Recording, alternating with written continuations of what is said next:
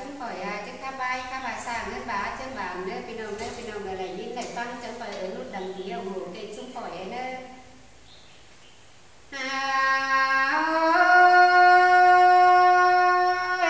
mưa nhang trâu tàu ban ót sang bản thứ ba cá năm lo mà tiếng bản sông pha ta thứ ba nằm quên tên lê hòa có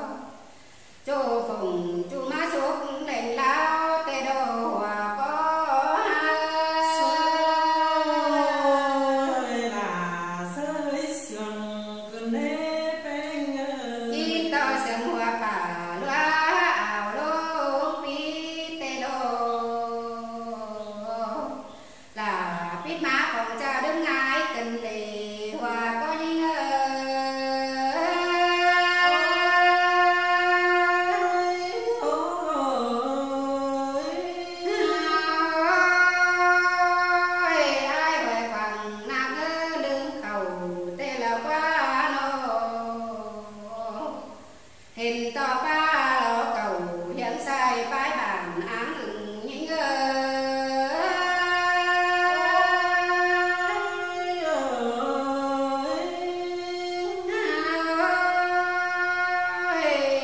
chu sàn na mẹ từng tứ men cô thả tê quá pen nô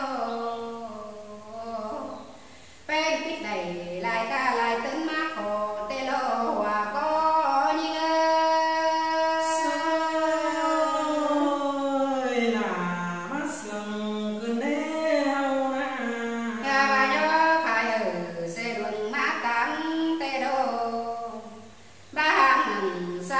sẽ đông tam say tê đô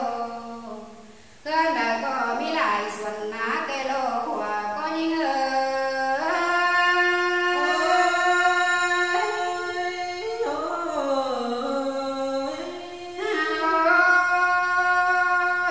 con tăng bằng má sư đời trôi biết ẩu ngân má na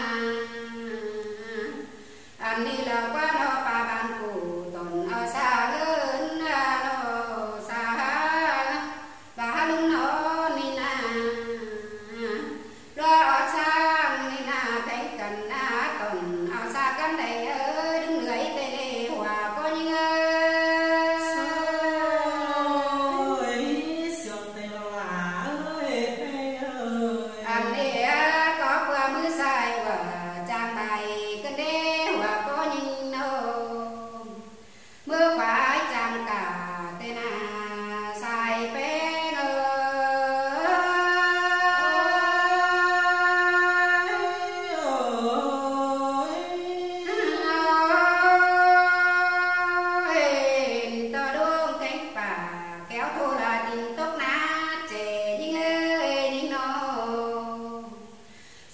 không ta lê thôi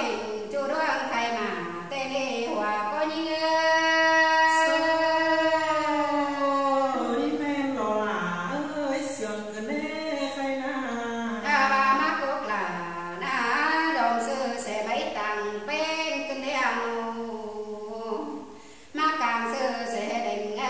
cầu ổn tê đô theo ba má bài hành do bay tầng má lớn say tê lô